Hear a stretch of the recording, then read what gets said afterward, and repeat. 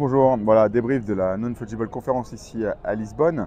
2 jours plein de conférences sur pas mal de sujets. Il y a plusieurs tracks, que ce soit la mode, le gaming, aussi les meme coins et ordinals. Moi, ce que j'en retiens globalement, c'est que l'écosystème continue de se construire. Quand même un moment un peu toujours tendu pour cet écosystème Web3.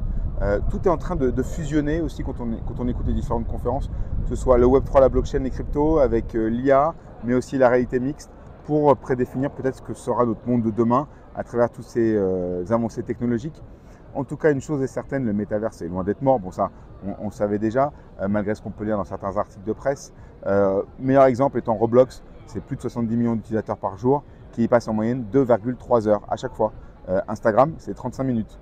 Donc en termes d'économie de l'attention, on est sur d'autres leviers et forcément ça permet de faire le lien avec toutes les conférences autour de la mode et tout ce qui est digital fashion qui était un gros sujet ici à Lisbonne avec évidemment la notion d'avatar, la notion d'objets virtuels, de transactions et d'identité. Pas mal de solutions qui se mettent en place, des solutions pour faire vos doubles numériques, scanner et virtualiser votre garde-robe et ensuite faire des essayages virtuels de ces objets-là, les transposer dans les mondes virtuels également, les objets que vous avez déjà achetés. Bref, pas mal de choses qui sont en train de se construire. Tout ce qui est aussi autour de la réalité mixte, on a eu des conférences pour prédéfinir que c'était le futur de la mode, où on pourra se voir en manière augmentée. Nos vêtements dans quelques années permettront d'avoir une extension dans le monde virtuel via les smartphones, via la réalité augmentée, et de pouvoir cette fusion de virtuel et réel sous l'optique d'une caméra et d'un écran. Également, j'ai mentionné l'IA générative. Alors, l'IA générative, évidemment, sur la dimension artistique, pour tout ce qui est artiste Web3, mais également pour la mode, mais également aussi pour le jeu vidéo. Pas mal de conférences sur ce sujet-là. C'est en train de merger, tout fusionner. Et quand on parle d'IA, il y avait également hier soir le AI Film Academy Awards, donc qui récompensait les plus belles créations de films, donc des courts-métrages de quelques minutes générés par de l'IA.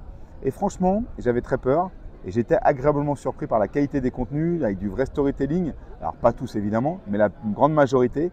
Et ça fait le job, ça nous embarque dans l'histoire, ça nous fait sourire quand c'est drôle, flipper quand c'est flippant. L'IA est pour moi ici du coup un outil qui permet de découvrir des créateurs, de découvrir des artistes, puisqu'on facilite l'accès à tous ces outils-là, de pouvoir créer son film en quelques clics à moindre coût pour créer son histoire et se faire connaître. Évidemment, beaucoup de confs sur la NFT plutôt artistique ici, mais aussi des NFT avec des utilities. Et je prends le cas d'une startup comme Galileo qui va créer quelque part des Digital Product Passport.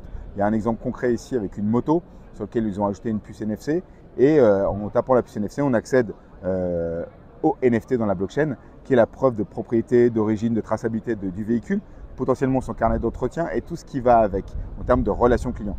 Et ce qui fait écho avec ce que fait LVMH, par exemple, j'en ai parlé il y a quelques jours sur Vivatech, avec ce Digital Product Passport et qui devient un canal de relations clients. Donc c'est très intéressant de voir aussi qu'ici c'est en train de se structurer. Il y a pléthore également de solutions de wallet comme Xverse pour Ordinals et Bitcoin. D'ailleurs, il y a un track dédié à Ordinals qui est le protocole associé à Bitcoin pour les NFT qui est en train d'exploser. Dans ce sens-là, il y a des présentations très intéressantes qui ont montré que depuis l'avènement d'Ordinals, il y a tout un écosystème autour de Bitcoin qui s'est développé autour des Layer 2 pour créer évidemment des applications, des smart contracts utilisant le protocole Bitcoin. Le microcosme Web3 est encore beaucoup de travail avant de devenir mainstream, mais ça se structure, ça se met en place. On a aussi pas mal de projets dans le gaming, beaucoup de conférences ici autour de l'e-sport, du Web3, qu'est-ce que ça peut apporter. Même des éditeurs de jeux vidéo comme Ubisoft sont présents. Une bonne édition, ça permet d'avoir un bon panorama à l'instant T de ce qui se passe dans l'écosystème Web3. Et donc, je vous dis à bientôt pour des nouveaux débriefs. Ciao!